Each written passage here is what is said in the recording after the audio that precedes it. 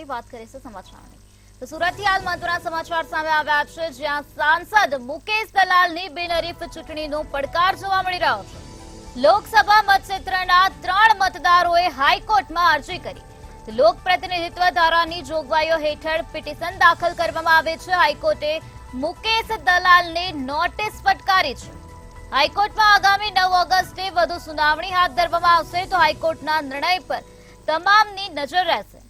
સુરત લોકસભા બેઠક પર બીજેપીની બિનહરીફ જીત થઈ હતી ત્યારે ઉમેદવાર મુકેશ દલાલ બિનહરીફ વિજયી થયા હતા હાજર। હાઈકોર્ટના નિર્ણય પર હવે તમામ લોકોની નજર રહેશે।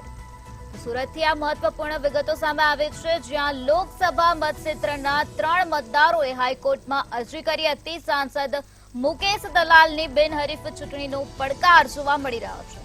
લોક પ્રતિનિધિત્વ ધારાની જોગવાઈ હેઠળ પિટિશન દાખલ કરવામાં આવી છે ત્યારે હાઈકોર્ટે મુકેશ દલાલને નોટિસ ફટકારી હોવાનું અત્યારે પ્રકાશમાં આવ્યું છે।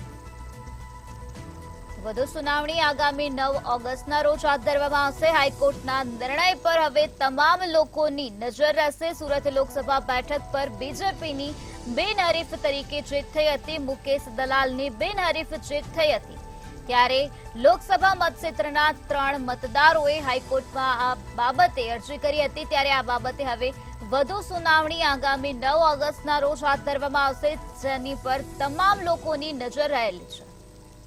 તો સુરત લોકસભા બેઠક પર બીજેપીની બિનહરીફ રીતે જીત થઈ હતી ત્યારે ઉમેદવાર મુકેશ દલાલ બિનહરીફે વિજય થયા હતા હાજર।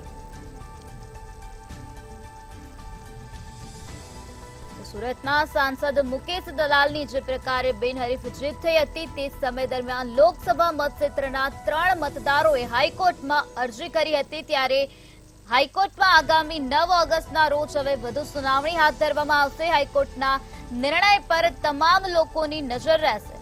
તો હાઈકોર્ટે મુકેશ દલાલને અત્યારે નોટિસ ફટકારી હોવાનું પણ પ્રકાશમાં આવ્યું છે। સુરત લોકસભા બેઠક પર બીજેપીની બિનહરીફ રીતે જીત થઈ હતી ત્યારે હાઈકોર્ટના નિર્ણય પર હવે તમામ લોકોની નજર યથાવત રહેશે।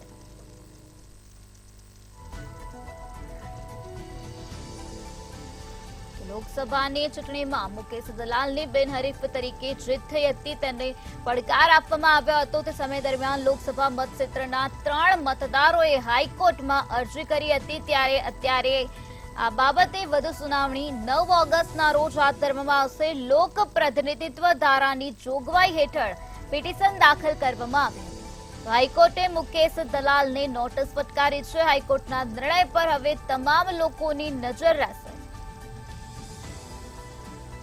ઉમેદવાર મુકેશ દલાલ બિનહરીફ તરીકે વિજયી બન્યા હતા। હાઈકોર્ટના નિર્ણય પર હવે તમામ લોકોની નજર રહેવાની છે। આગામી 9 ઓગસ્ટના રોજ હાઈકોર્ટ દ્વારા વધુ સુનાવણી હાથ ધરવામાં આવશે।